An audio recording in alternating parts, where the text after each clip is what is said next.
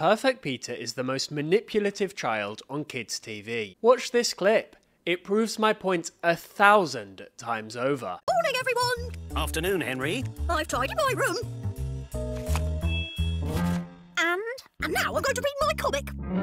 And, Henry, you've still got the toilet rolls to do. Thanks for nothing, worm. Henry!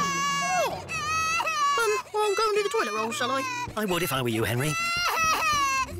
So, this story is called Number 9 Number Gnomes. It actually gets worse the more that you break it down. Kloski, analysis. Morning, everyone! Afternoon, Henry. Just look how negative they all are upon seeing Henry. Peter's scowling. Dad looks depressed. Mum is all ready to launch into a tirade. The atmosphere must be beyond toxic. I've tidied my room.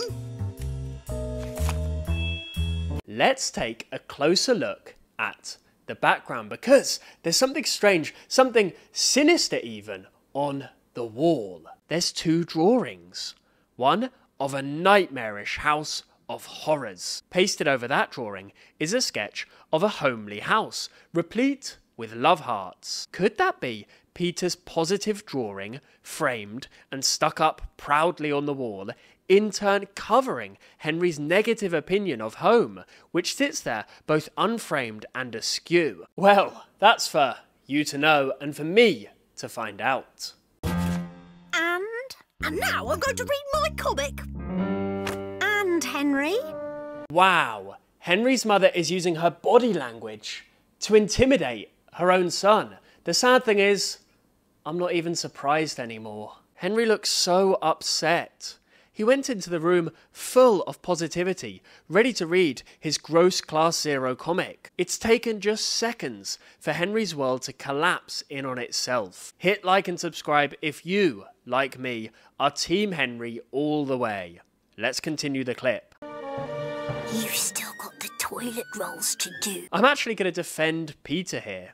I think he's just trying to help his brother out. Peter himself could feel uncomfortable with his mother's threatening body language towards his sibling. To my mind, he's trying to give Henry an out. Thanks for nothing, worm. And yet, despite Peter's good intentions, Henry snaps. He can't take it anymore. He's been pushed, remember, he's been pushed to the edge, and so Henry takes out his anger, takes out his frustration on the only person that he can. His younger brother. I'll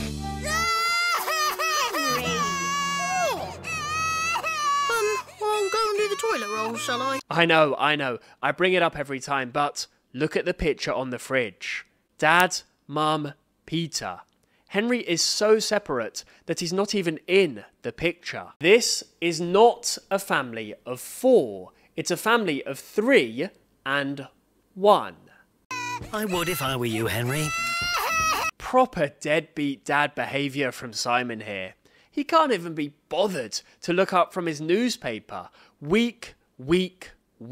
So, when you watch this next clip, keep a very, very close eye on Perfect Peter. And don't just focus on his absolutely bizarre sort of writhing, his weird arm and leg movements. No, I want you to look even closer than that, because he does something very sneaky indeed. I would if I were you, Henry. So then, did you notice? Peter opens an eye mid-cry in order to check Henry is out of the room. Once he sees Henry is indeed out of the room, Peter's waterworks are turned off. Suddenly, he's not sad anymore. It must be a miracle. So, this story is called Number 9 Number Gnomes Revenge. Oh, this is just super underhand behaviour from Peter. And really, it's the parents' responsibility, though, to sort it out. They should be saying to Peter that under no circumstances is it acceptable to use your emotions, to use your own tears as a weapon to get your brother into trouble. And imagine if they had said this to Peter. Imagine what a good teaching point this would have been for the millions of viewers, millions of young viewers around the world. Of course, this doesn't happen. Silly Simon can't even be bothered to look up from his newspaper. No wonder it says on the villain's wiki page that Henry's mum and dad are often controlling of Henry and will usually give him a harsh punishment for his behaviour, often yelling at him. But they never do this to his brother Peter, as he is a golden child in their eyes. Back to the clip. And so number 9 decided that he was going to teach number 6 a lesson. Dad, are you enjoying my story? That's the face of a man caught in the act. Of course, Peter. Very much. Mom, are you enjoying my story? That's the face of a woman caught in the act. Of course I am, my lovely little lambkin. I have to go back to the villain's wiki page again because, yet again, their analysis is just absolutely spot on. It reads, Mum is shown to be slightly more unfair than Dad is. She is often in denial and calls Peter by unfair names, such as Sweetie Pie, Darling, Sugar Plum, Bunny Hop, Pumpkin, Poppet, and Peterkins, but never calls Henry any of that. Absolute facts. Let's continue.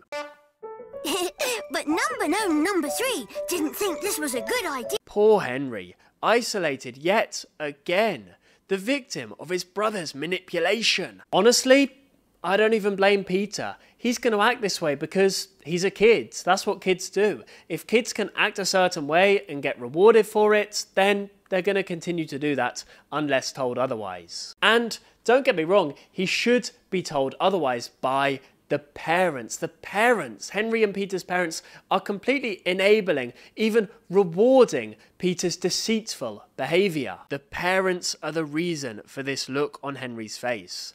Henry's the victim of the fact that his mother doesn't seem to like him as a person. He's the victim of his dad's lack of interest in his children. I mean, Simon doesn't seem to particularly care about Peter either, given that he slept through Peter's attempt to share a story.